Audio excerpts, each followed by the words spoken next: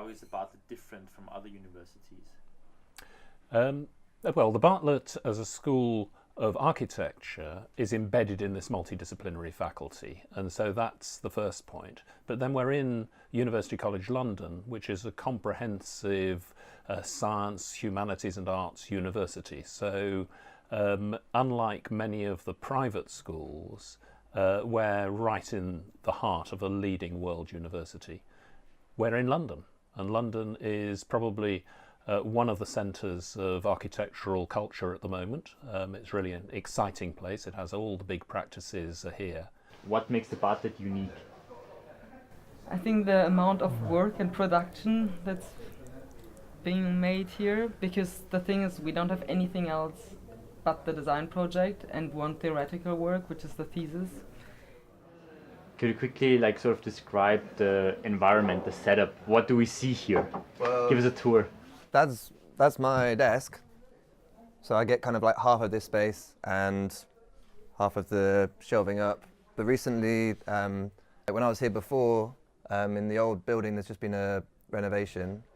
Like you'd be in it's basically just the same sort of plan, but you'd be in a closed off room, and this is like an open off the corridor. Architectural education is about helping people to create vision and to think about a world that is different to anything they've seen before.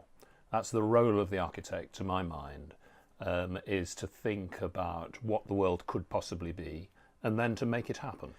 So one of the features of the way that the Bartlett as a School of Architecture works is we run something called a unit system.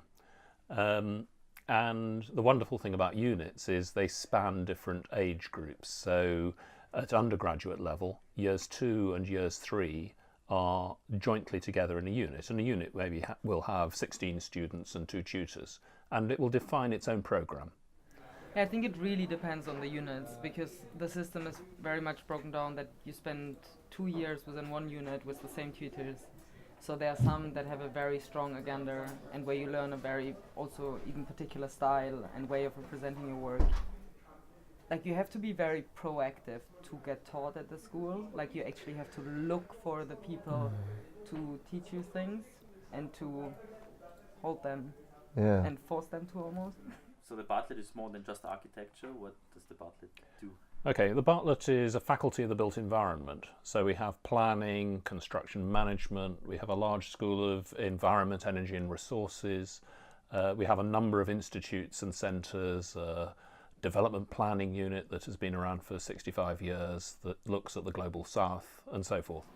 And officially the Bartlett here is the faculty of the built environment, and there's not only architecture, also other parts. Yeah. Do you meet them a lot, or is everyone sort of... No. How do you define the built environment? Where does it start? Where does it end? Actually, that's a very good question. The built environment is a subject area, it's a challenge, but it's also something that we focus on. Almost everything that humans have done involves building. And if you think about it, human society about 12,000 years ago started building buildings. And from that point on, it has moved incredibly rapidly. The whole pace of change, of social evolution has followed our starting to construct settlements and buildings. It used to be... I mean, the main body are the architecture students, and then what's quite big are these special postgraduate masters. So these people we know if we work specific within certain fields, because then the tutors would, not the tutors, but the open classes would be the same. Yeah. Like with the scanning and... But you don't really ever meet the planners or the environmental engineers. No. And last year we had a one module that was, it's like the technical module for the masters, and it would have been really, we had to analyze our proposals in all sorts of different environmental ways, and it would have been really cool if we could have just asked one of those people or spoke to them about how you do that. Actually, the main issue around helping students to think broadly is about putting them in the context of people with different views. What do you think is the most important thing that teachers want to teach you? Which aspect, what approach? Yeah, it's not really much teaching, and there is a big emphasis on self-driven study. Like we get, I don't know how it is in other universities actually, but we get about half an hour a week of contact time with a tutor. When you see like all the different stuff that people do within that, or outside of that half an hour a week, you can see that there's not that much influence from the tutor on what's produced.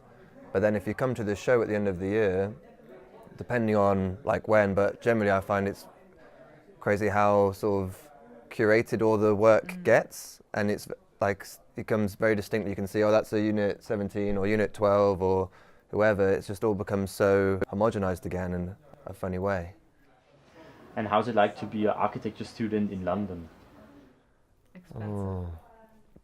Yeah. You don't. I mean, we spend all our time here. Yeah, it's very weird. Doesn't really matter where you're an architecture student in the world, I guess. Like the experience is quite similar.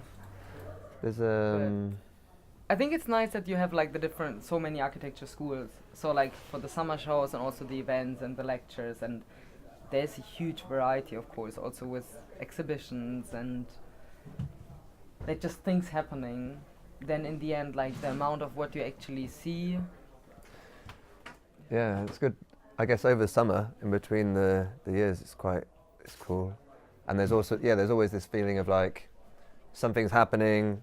There's like a kind of energy or I don't know, I guess if I was in another place, like a little small town, maybe I wouldn't have so much energy as being here. I don't know.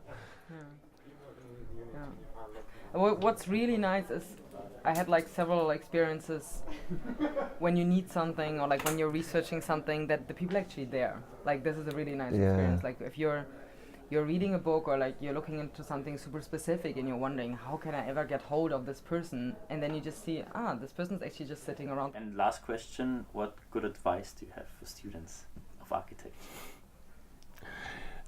I would say that the main challenge that our students face is working too hard. Architects traditionally, I'm told, work 24 hours and work very hard before crits and have sleepless nights.